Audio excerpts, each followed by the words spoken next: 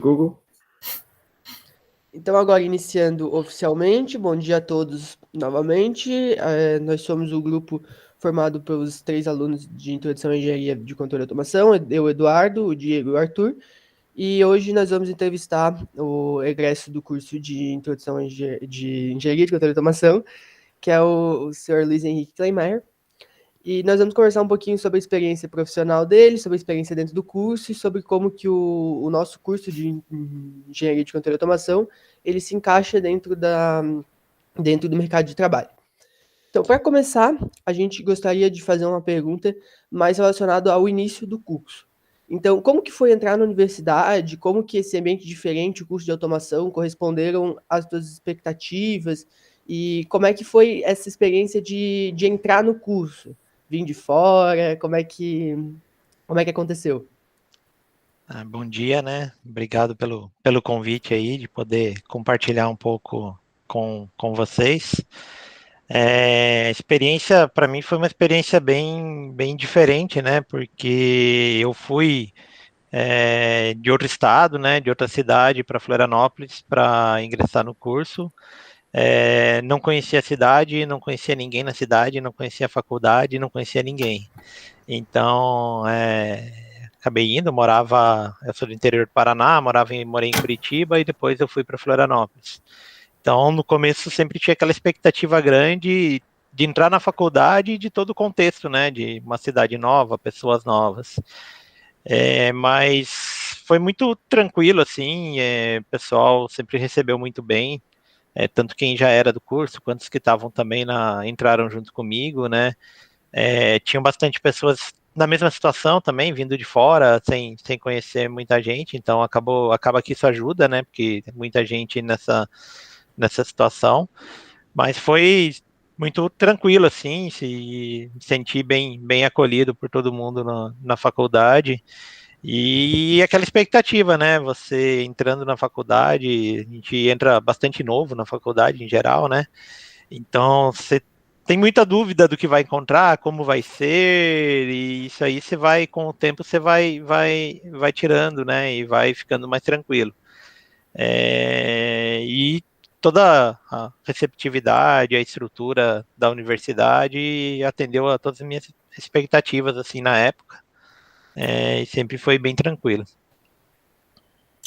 Agora, ainda no contexto da universidade, você fez parte de alguma atividade extra-acadêmica, como centro acadêmico, diretório central dos estudantes, empresa júnior, PET, NEL?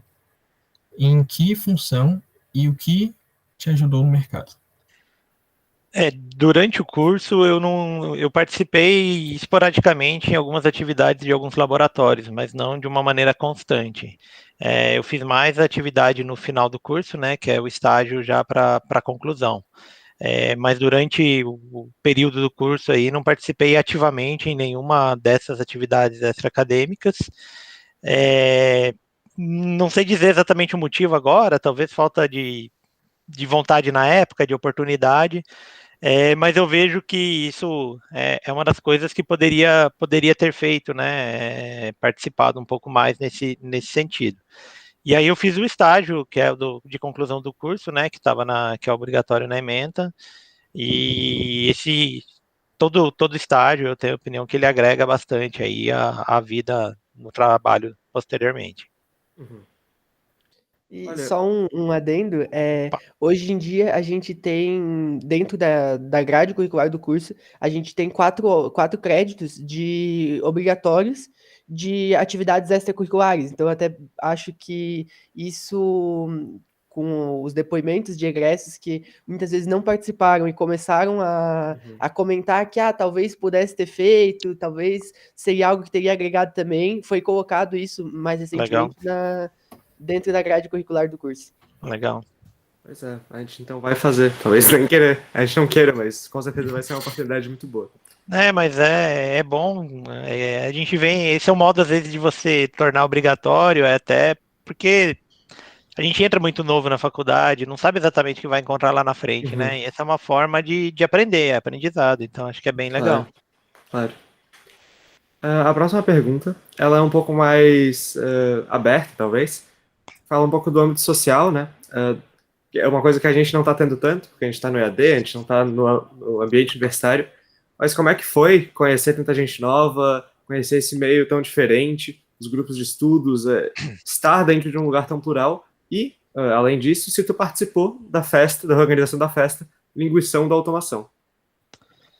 Bem, na primeira pergunta, acho que foi bem interessante, assim, porque, como eu falei, né, tem muita gente, tá todo mundo na mesma situação ali, muita gente vindo de fora, então sempre teve bastante coisa para fazer junto, sempre tinha os eventos na própria faculdade naquela época, né, tinha alguns eventos, algumas festas dentro da faculdade, e a gente tinha o grupo ali da sala, ou também de outros, né, que fazia muita matéria, é uma característica, né, pelo bem ou pelo mal, aí como às vezes tem bastante reprovação, você acaba unindo bastante pessoas que entraram em semestres diferentes, então você acaba conhecendo bastante gente mesmo, e sempre fazia também, participava de algumas atividades esportivas também, com o pessoal, na época, não sei se ainda tem, mas tinha os jogos entre os anos do curso, né? A gente tinha essa característica, a gente sempre participava, dava umas briguinhas de vez em quando, mas isso é normal no esporte, mas o mais importante era a confraternização ali.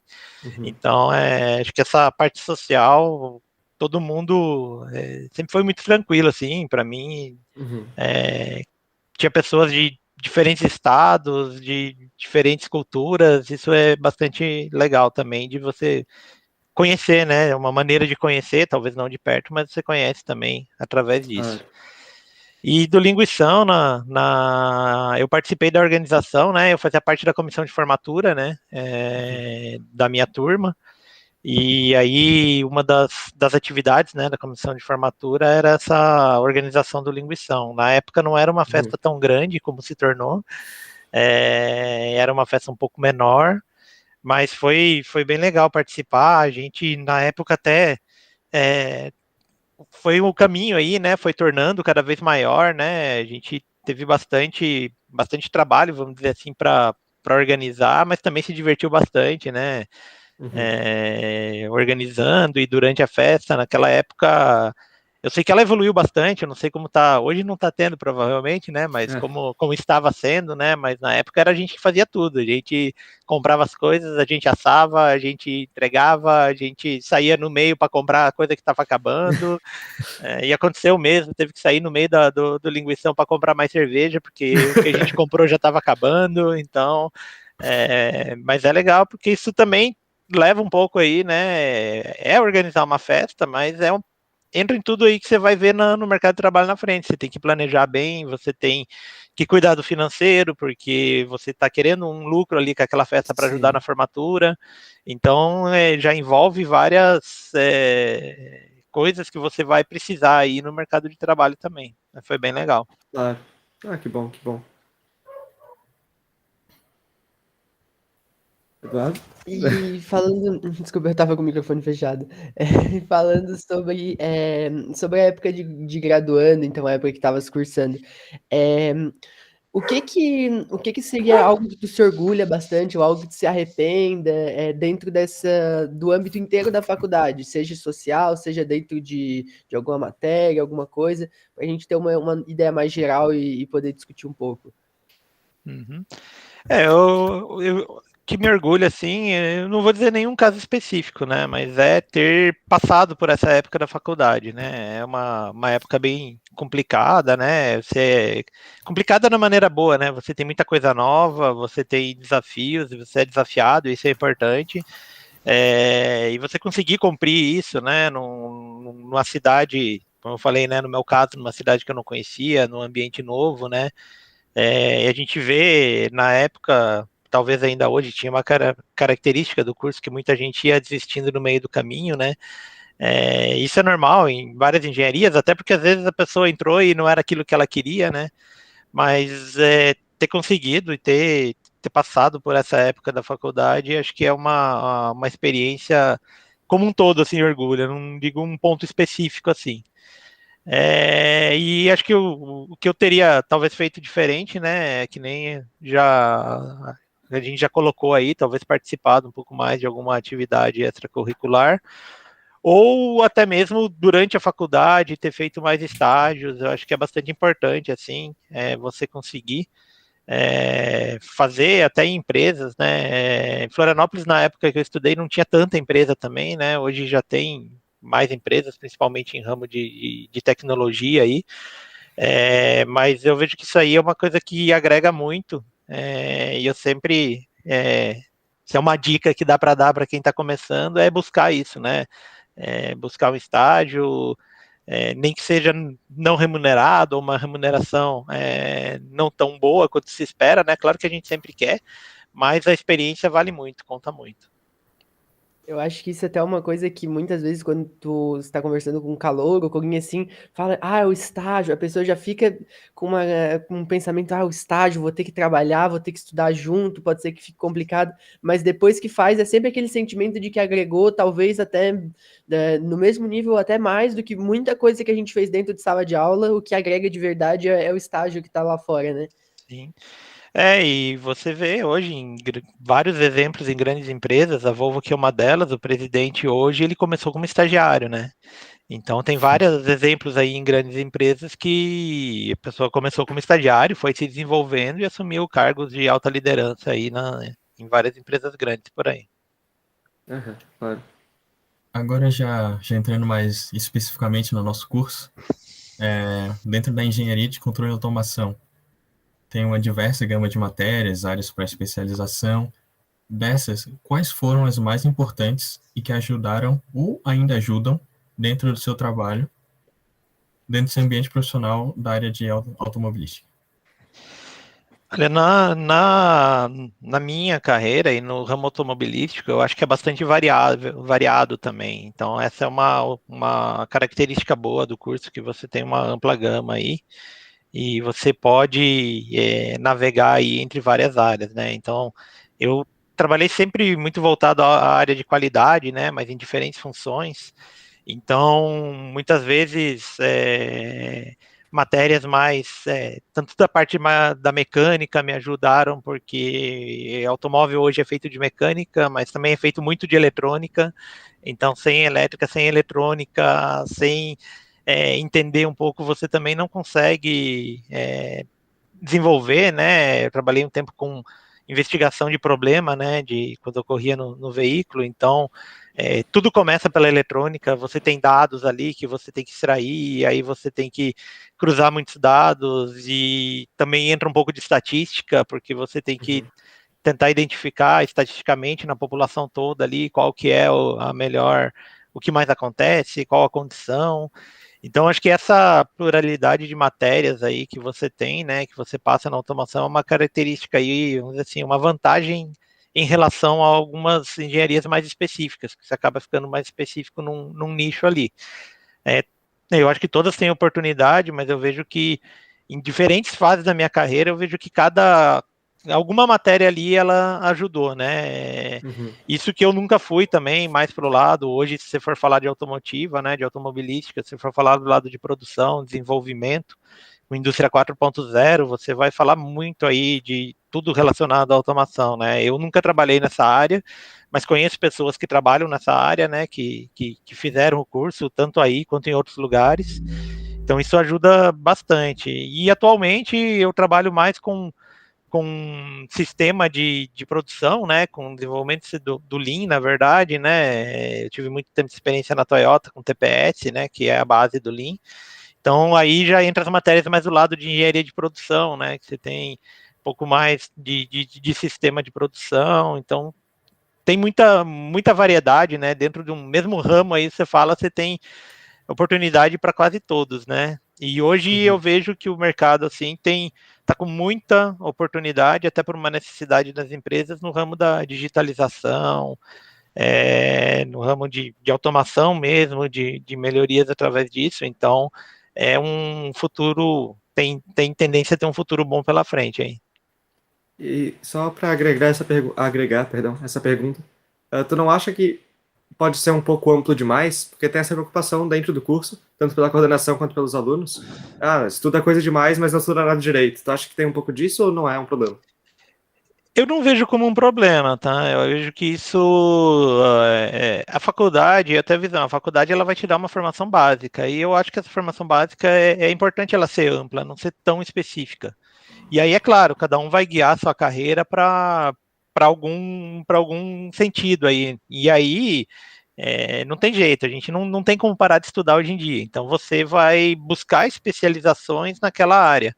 Mas eu acho que quanto mais ampla, claro que dentro do limite do curso ali, né, da área que você está estudando, mas quanto mais ampla for a carga de conhecimento que você tenha durante a faculdade, você vai ter mais oportunidades e conseguir depois ir para a área específica que você desejar.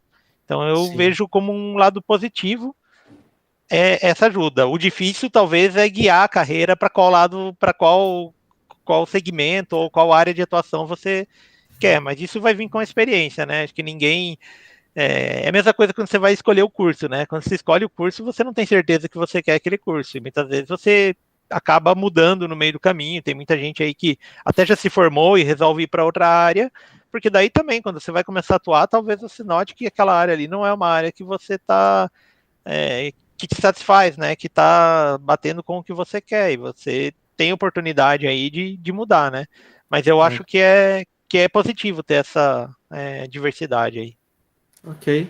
E até buscando dentro dessa diversidade também, fazendo um adendo sobre o curso, hoje em dia o curso tem as linhas de especialização que eles chamam, que, de certa forma, dentro da própria graduação, eles já direcionam algumas matérias optativas ou algo para alguma área específica que a gente queira vir a seguir, e aí isso vai agregar em currículo, em diploma e tudo, até para ajudar também a gente a ver se é aquilo mesmo que a gente quer, se Legal.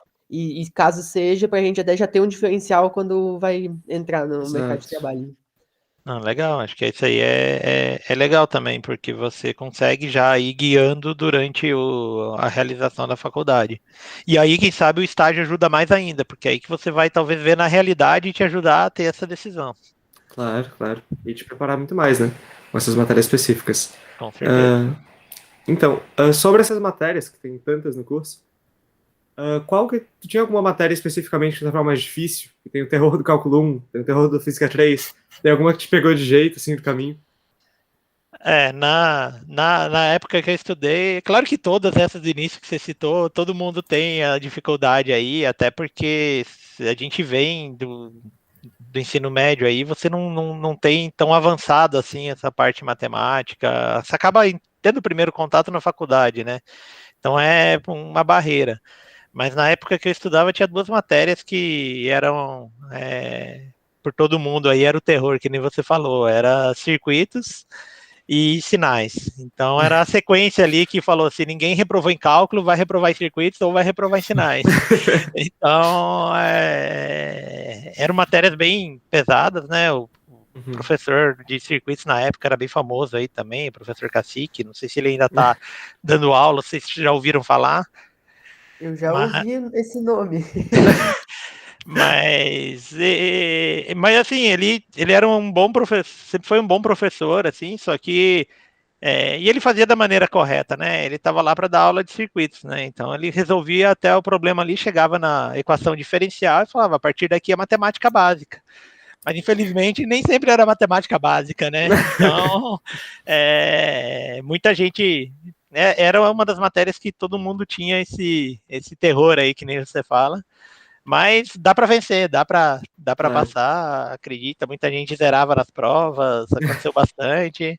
E eram os divisores de água aí que a gente falava no curso. Se uma dessas, alguém ia ficar no caminho.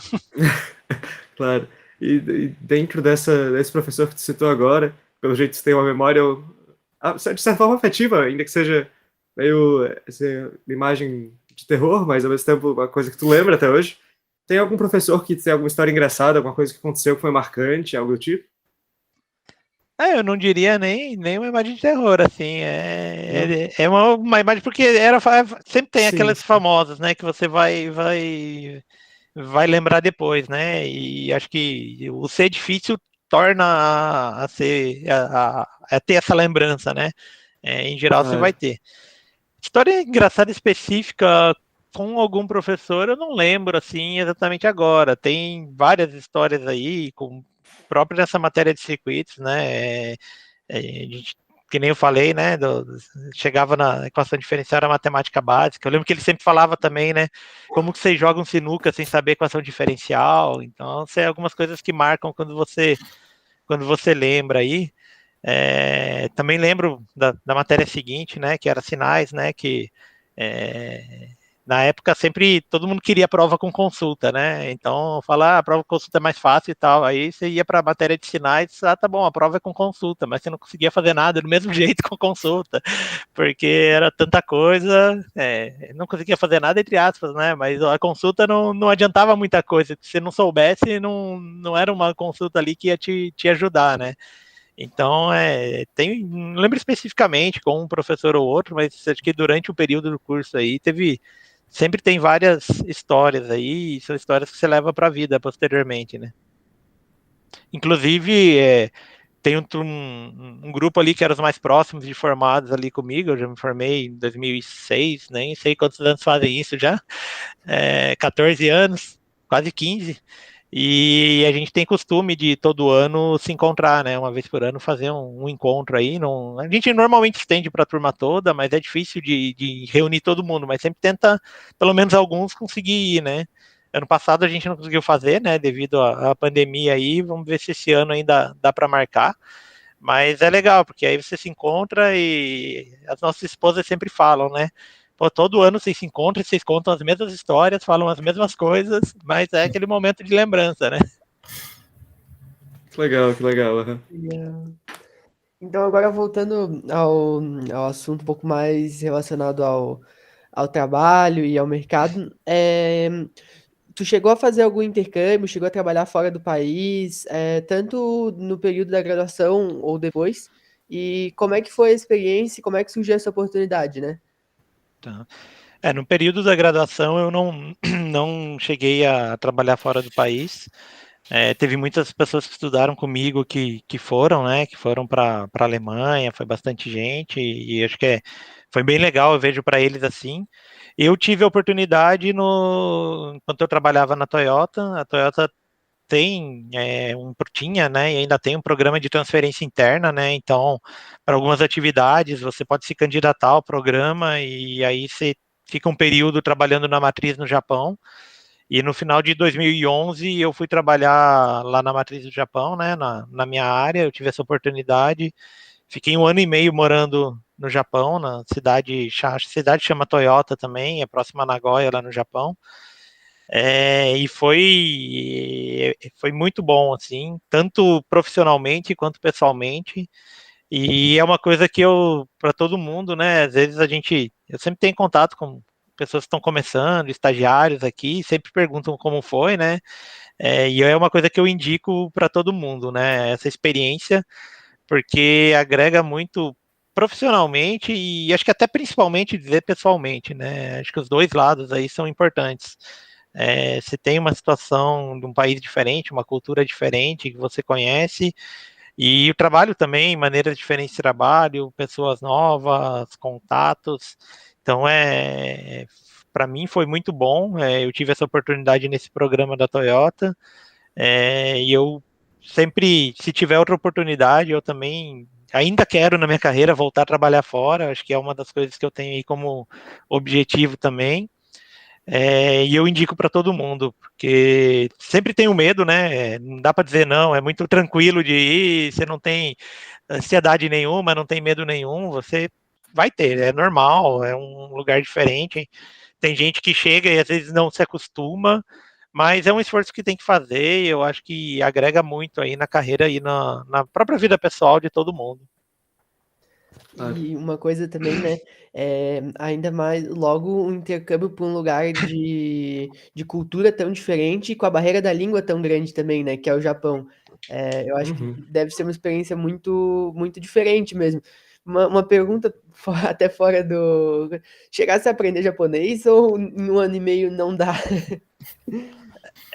Aí tem que definir o que é aprender japonês, né? Mas vamos lá. Realmente, a questão do idioma, apesar que eu já trabalhava numa empresa japonesa, então você já conhece um pouco a cultura, mas ir pro país é diferente, né?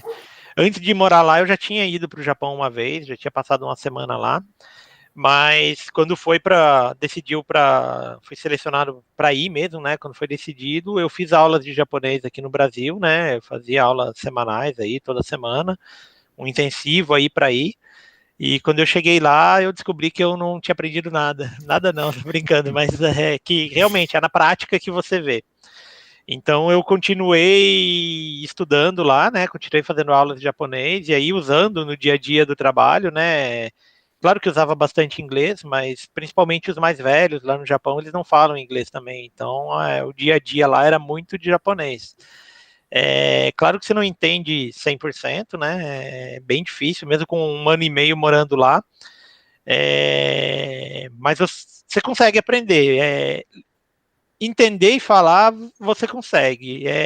Ler e escrever já é um nível um pouco mais avançado, que o próprio japonês ele vai aprendendo isso durante toda a vida, né? Uhum. Então eu fiz aulas lá, eu fazia aulas, eu fiz o teste, o japonês tem um teste de proficiência aí, que é parecido com o TOEIC, como tem do inglês aí, só que ele é um pouco diferente porque ele tem 5 níveis e você escolhe o nível que você vai fazer, né? Então, quando eu estava no Japão, eu fiz o nível 4, né, que é o quarto nível aí de proficiência. Eu passei no nível 4, e o nível 4, assim, é um japonês de 10 anos, mais ou menos. Então, na mesma sala fazendo, tinha estrangeiros e tinha japoneses de 8, 10 anos fazendo o teste.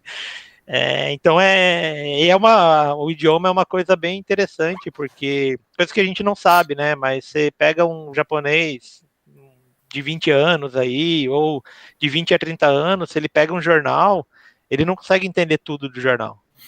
Ele continua aprendendo a vida toda aí, ele tem coisas que ele vai ter dúvida, principalmente quando entra em coisas mais específicas, né? Então, a própria parte técnica lá, né? Você tem, às vezes, pessoas mais novas que trabalham, vão ler um desenho, vão ler uma norma, tem palavras que eles não conseguem entender e eles vão aprendendo isso aí com os mais velhos também, né? Que a cultura japonesa ela preza muito isso pela experiência, né? E acho que o idioma também é um dos exemplos disso, né? Você vai aprendendo durante a vida toda aí. Mas a barreira lá de idioma é mais a questão assim, coisas específicas de trabalho. Para o dia a dia, você aprendendo o básico ali, eles ajudam muito também. O japonês, ele apesar de eles terem, às vezes, um pouco de medo de falar com você, porque, principalmente se eles querem falar inglês, porque ele é muito perfeccionista, então ele não quer falar o inglês mais ou menos, daí ele se retrai um pouco de falar com você para não ter que falar o inglês mais ou menos, mas muitas vezes o mais ou menos já é o inglês que dá para entender tranquilamente, assim. Mas eles ajudam muito, assim, é uma cultura que nunca tive problema, assim, com tentar fazer as coisas, comprar, e é um país muito prático, né, você faz muito as coisas sem ter necessidade de intervenção humana. Então, você vai em loja, você vai lá, escolhe, compra e chega no caixa pagar. Você tem muito aquelas máquinas automáticas para comprar as coisas, então você vai aprendendo. Mas tem os desafios, né? Pelo menos um dos desafios que eu tive, por exemplo, a primeira vez que eu fui sacar dinheiro lá. Tem alguns caixas automáticos que tem a opção de colocar em inglês, mas o que ficava mais próximo de onde eu trabalhava, não, era só japonês. Então foi um outro brasileiro que estava mais tempo lá e ele foi me ensinar lá o passo a passo de como sacava dinheiro lá em japonês. Então alguns desafios que aparecem aí. Bacana. Legal, legal.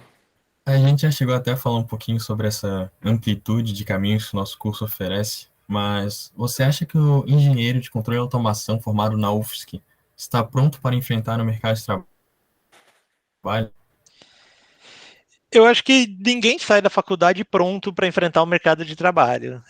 Acho que sai preparado, mas não pronto. O pronto vai com o tempo, é muito tempo aí que você leva para isso. Mas eu acho que o curso dá uma base bastante boa, né, para você entrar nesse mercado de trabalho. E aí você vai se especializando e aprendendo com o dia a dia. Eu acho que é difícil dizer que alguém hoje consegue estar pronto para tudo, né? Sempre vai surgir, ainda mais o mundo hoje está muito dinâmico, está mudando muita coisa muito rapidamente. Então a gente sempre tem que buscar se especializar, né? Mas o curso, para mim, pelo menos, e eu acho que atualmente também, deve dar uma base muito boa. A faculdade é bastante reconhecida, né? Isso eu noto mesmo conversando às vezes com outras pessoas, fala que fez UFSC, que o pessoal, nossa, é uma faculdade muito boa, então é uma faculdade bastante reconhecida. Alguns falam, né? Eu vejo algumas pessoas falarem, a faculdade, o nome da faculdade não importa muito quando vai para o mercado ou não, mas eu ainda acho que vale, tá? Talvez, claro que a pessoa importa mais, mas talvez numa hora ali de um desempate, numa oportunidade ali, pesa também. Então eu acho que é uma faculdade que tem uma boa reputação aí no mercado. Conheço muita gente que trabalha aqui, que se formou na UFSC também, e sempre falam e hoje em dia mesmo o pessoal sempre comenta que tem essa reputação, e isso ajuda, e a base de conhecimento é aquele início, né, é o pontapé. E a partir dali você vai ganhando experiência com o trabalho e se especializando aí no que precisar, né? Uhum. Você até chegou a falar dessa parte da especialização. Você acha que é melhor se especializar já numa área do curso, numa mecânica, elétrica, ou talvez fosse mais interessante entrar numa área completamente diferente para ajudar esse caminho? Eu acho que vai depender muito de qual caminho você for na sua área de atuação. Isso você pode mudar durante a sua carreira e durante a sua vida, né?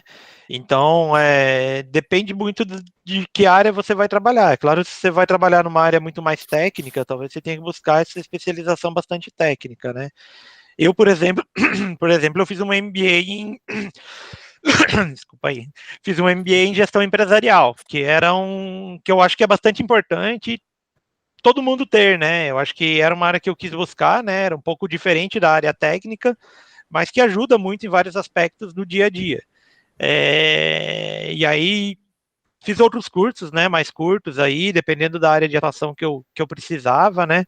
Mas acho que é difícil de dizer, né? Qual é a melhor especialização? É o seu caminho. Quando você for traçar seu caminho, é que você vai notar isso. Então, você pode ir para uma área mais mecânica, elétrica, computação, tecnologia. Hoje as opções são imensas aí e muito mais fáceis de fazer, né? Hoje você tem oportunidades aí no próprio online aí que acho que vai continuar muito ainda. Então, antes você tinha aquela limitação, né? Eu tô trabalhando em uma cidade, eu tenho que ver o que tem por aqui, né? Ou aqui perto. Hoje não, hoje você consegue fazer excelentes cursos aí de várias instituições renomadas aí pela internet, até no exterior, né?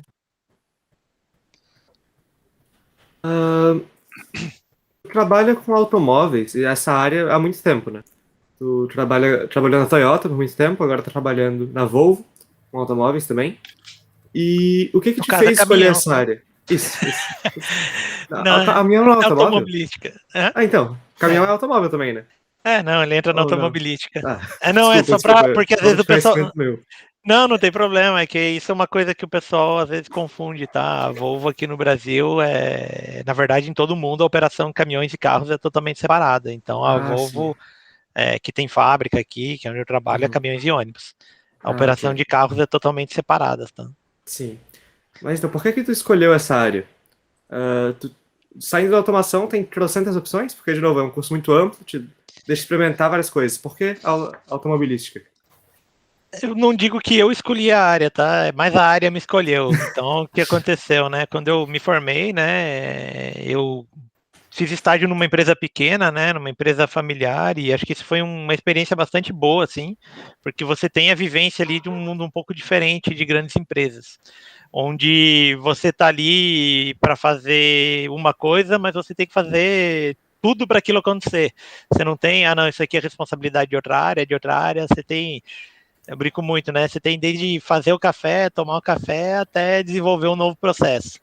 Então, foi uma experiência boa e quando eu me formei, eu continuei trabalhando um período e comecei a fazer processos de seleção de trainee na época, em várias empresas, né? Em todas, sempre tem várias oportunidades aí para recém-formados, né? Nesse processo de trainees.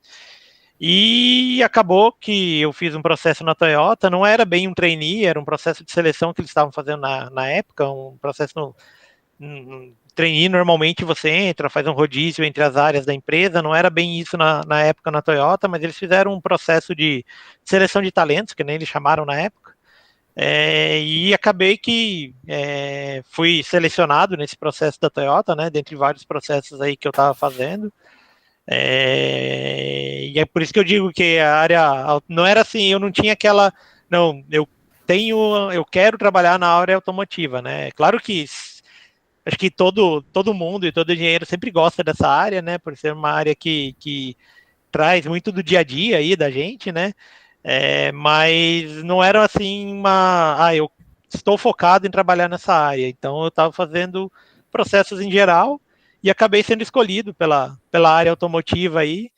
E depois que você entra é difícil de sair. Então acho que é até legal ter oportunidades em outros mercados, né? Eu já estou aí desde 2007, há uns quase 15 anos aí na área automotiva, na área automobilística, mas se aprende muito, tem muita coisa dentro da área que te ajuda. Mas foi essa escolha aí, a área automobilística que mais me escolheu do que eu foquei nela. Que legal, que legal. E agora eu fiquei curioso, já que tu falou dessa questão da Volvo ser completamente separado para caminhões e ônibus e carros. Qual a diferença? Tu trabalhou com carros antes, né? Sim. Como é que é a diferença na área da produção, que é onde tu trabalha, da produção de coisas tão maiores?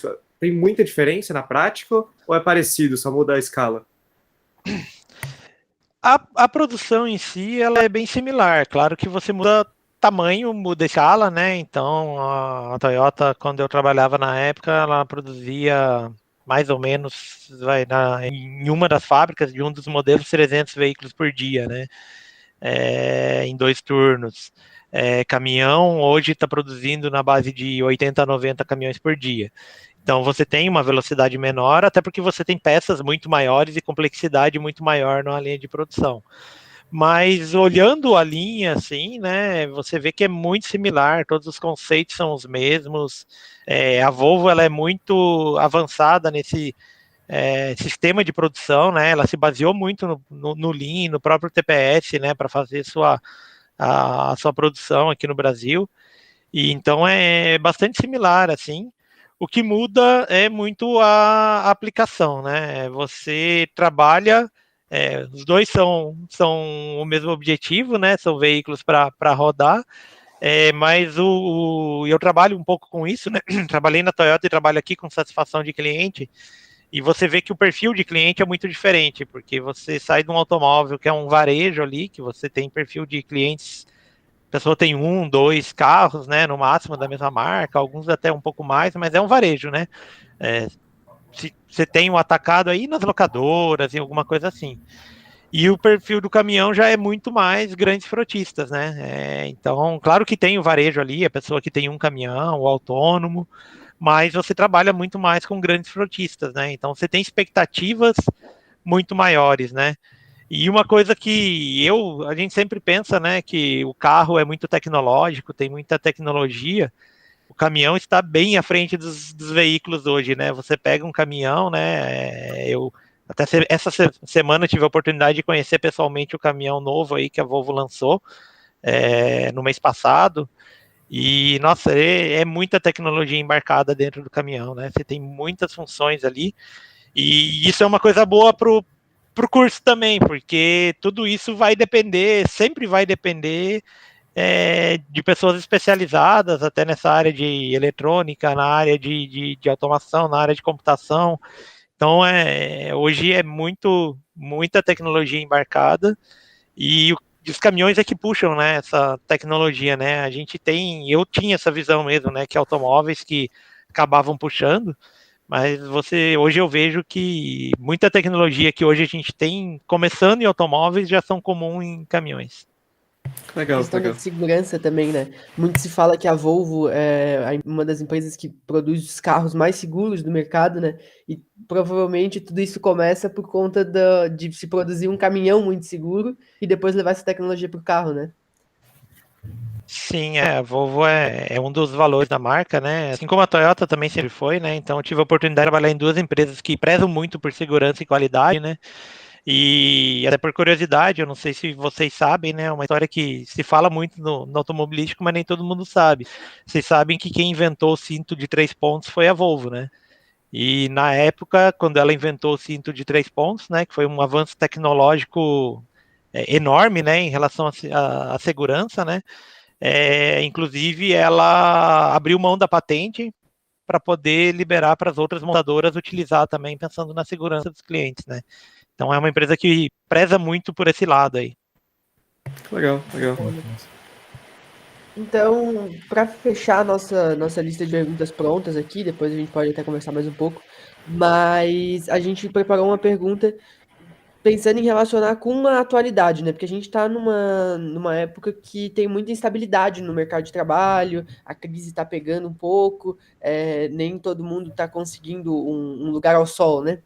Então, tu, na tua experiência pessoal, tu vê como se a automação seja um caminho seguro para o emprego, para ter espaço numa carreira de sucesso, porque muitas vezes a gente vê engenharias mais clássicas, né, que já estão ficando com o mercado um pouco mais saturado, e a automação ela está aparecendo mais agora, né? Ela é uma engenharia bem mais recente do que muitas outras.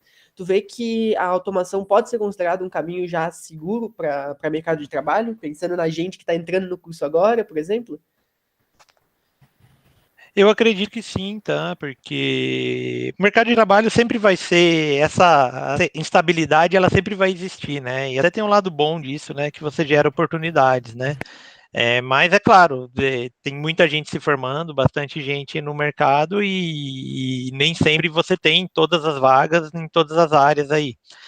E aí eu vejo a vantagem dessa pluralidade de matérias e de áreas de conhecimento que acaba tendo na automação.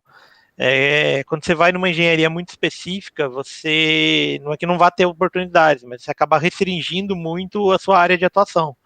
Então você acaba restringindo a um tipo de trabalho, a um tipo de indústria, e isso acaba gerando mais concorrência, né? Dificultando mais.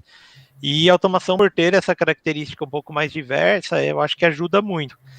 E além disso, né, você tá hoje maior discussão que você tem em todos os lugares aí é a tal da indústria 4.0.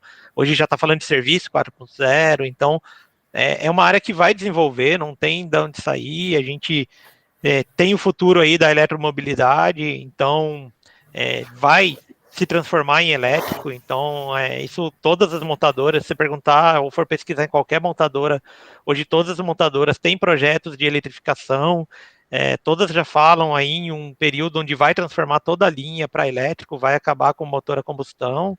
Claro que não é de um dia para o outro, mas para chegar lá vai precisar de muitos profissionais, né? Então, esses profissionais eles vão ter bastante oportunidade, né? E eu acho que o curso se encaixa bem nesse contexto aí, de necessidade cada vez mais de uso da tecnologia, de eletrificação. Então eu vejo que tem um mercado bastante interessante aí para quem está começando agora. Que bom, notícia boa pra gente. Agora, uma pergunta que eu tenho, que é mais uma curiosidade. Nesse avanço na tecnologia, como você acabou de falar, de criar até mais carros elétricos, tem uma possibilidade de criar mais caminhões elétricos, que não é algo que eu particularmente tenha visto, só ônibus, né, que tem até ônibus da UFSC recentemente, mas é algo viável para o futuro? Na verdade, até já existe, tá? No Brasil não tem muito ainda, mas a Volvo na Europa, esse ano, ou final do ano passado, agora não lembro exatamente, já lançou uma linha completa de caminhões elétricos. Então, desde caminhão para dentro da cidade, quanto caminhões pesados. Então, vai mudar, vai chegar. Claro que no Brasil não vai chegar tão cedo, mas o tão cedo hoje a gente fala, 4, 5 anos. Mas logo vai ter, já existem testes, né? Já existem algumas montadoras que têm veículos em testes aqui. O Brasil ainda depende um pouco de infraestrutura, né? De eletrificação. Hoje você tem até para os carros elétricos aí, você já tem locais de abastecimento nas grandes rodovias, né? Mas quando você fala em caminhão, você está falando em ir para o interior, em geral, né? Então, você vai pegar rodovias que não tem tanta estrutura, hoje não tem nem sinal de celular, às vezes, né? Então é um pouco mais complicado você chegar nesse nível. Mas na Europa, a Volvo já tem uma linha completa de caminhões elétricos. O início do uso maior provavelmente vai ser em caminhões leves para uso dentro da cidade. Então, por exemplo, em Gotemburgo, na Suécia, a empresa de lixo já utiliza, até para à noite recolher o lixo gerando menos ruído. Então, isso vai ser, a questão da poluição sonora também vai ser uma coisa que vai vir para ajudar muito, tanto o caminhão quanto o ônibus, para dentro da cidade, caminhões que rodam em lugares mais específicos, dentro de cidade ou em lugares fechados, né? Você tem uma possibilidade mais fácil. E a tendência tem planos aí que você vai ter toda uma linha elétrica aí. Claro que isso vai depender de muita evolução de célula de eletricidade, de baterias, mas tudo vai evoluir, né? E além de elétrico, tá? Acho que até por curiosidade, já existem também, né? Claro que para ambientes controlados, caminhões autônomos, né? Que você tem um caminhão sem um motorista. Então, principalmente para mineração, se utiliza muito, né, em lugares onde o caminhão tem que entrar dentro de uma mina, que é um ambiente às vezes não tão seguro. Então, algumas empresas grandes aí na Europa e aqui no Brasil já tem testes também de alguns caminhões, você evitar a pessoa, né, alguém controla o caminhão de uma central de controle lá, nesses ambientes fechados. Legal. Não fazia ideia que já tinha esses caminhões. A gente normalmente, eu também, antes de trabalhar com caminhão, não via muito essa tecnologia que existe. Por isso que eu digo que o caminhão sempre puxa, né? O elétrico, acho que o carro está um pouco mais avançado aí, até porque é um pouco mais simples, né? Você tem menos potência, você roda normalmente em lugares mais específicos, né?